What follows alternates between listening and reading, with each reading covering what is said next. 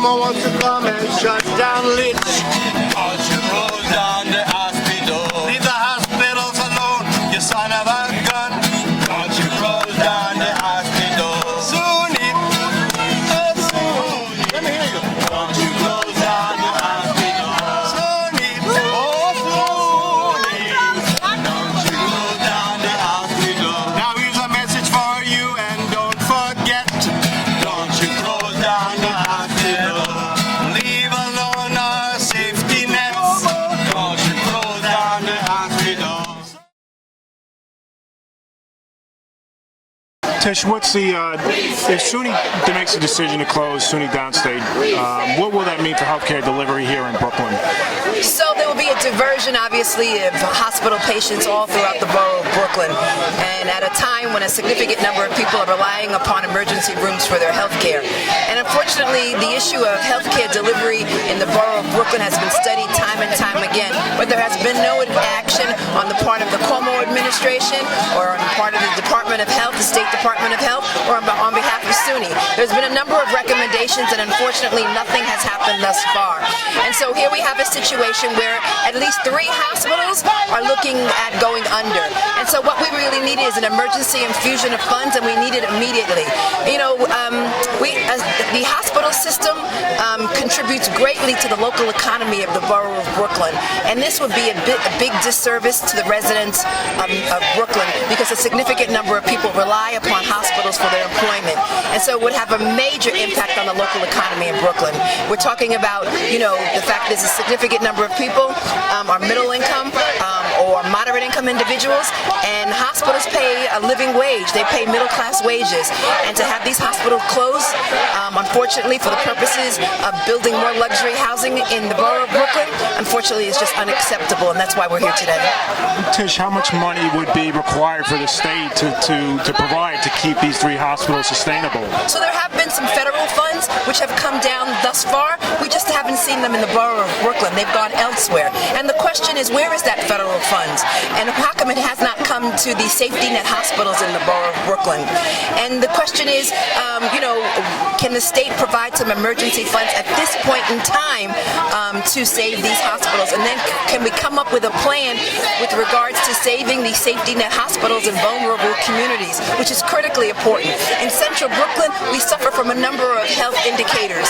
I mean, we are at the top of the list of all kind of illnesses, and we can least afford to lose safety net hospitals in the borough of Brooklyn. And so that's why we need leadership now, and we need SUNY to basically delay action on the closure of Long Island College Hospital. We need a plan with regards to Interfaith. There was a plan to merge Interfaith with Brooklyn Hospital. We need time to make that happen, and we need an emergency cash infusion to save Long Island College Hospital. Can you hear me? Yes! All right. It's easier. Let me say something personal to begin with. Every one of us depends on our local hospital. Yes. It is not something optional in our lives. It's something necessary. It's something vital. When it comes to our children's safety, our children's health, we depend on our hospital. That's right. My wife, Charlene, is here because for us, Long Island College Hospital is a hospital we have depended on. Our neighbors have depended on. It's something that's a matter of life and death to our family and families all over Brooklyn, all over this city. So we have to say to the SUNY Board of Trustees, treat this decision you're going to make the way you would if it were the hospital for your family. We're going to keep fighting. I was proud to be arrested for this cause. Yes. Because it had to be done. It had to be done. Yes. And SUNY needs to get the message.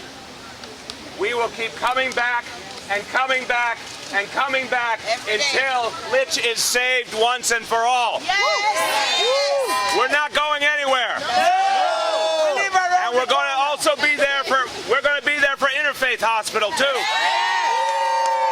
We're going to be there for any hospital that's threatened anywhere in New York City. Yes. We are not going to be in the richest city in America and have health care taken away from working people and poor people.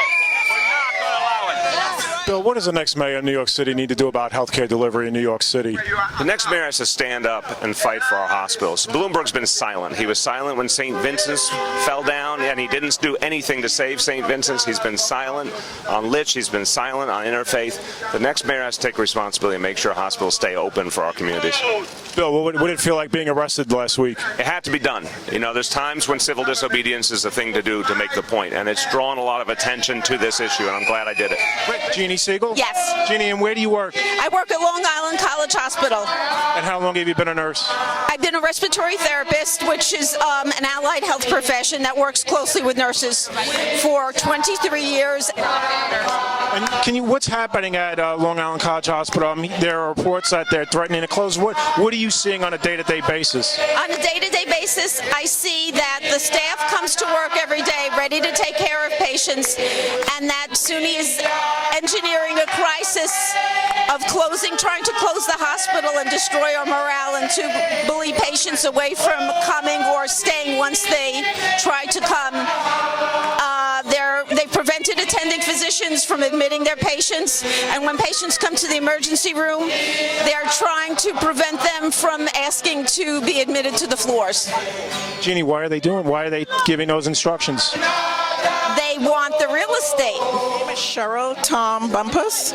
I work at Interfaith. I've been working at Interfaith for 26 years now.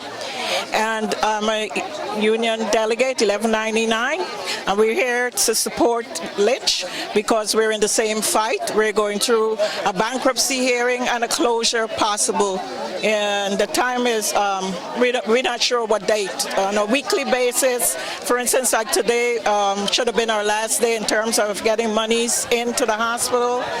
We're just hearing that we've had a 2-week extension, and that's the process that's being taken place at Interfaith right now. This is at Interfaith, Cheryl? At Interfaith Hospital. So Interfaith management is claiming that they don't have enough money to stay open. Is that it? And they need money from the state of New York to stay sustainable, to stay open? Yes. And in the meantime, we have a bankruptcy hearing also. So it's like a double jeopardy.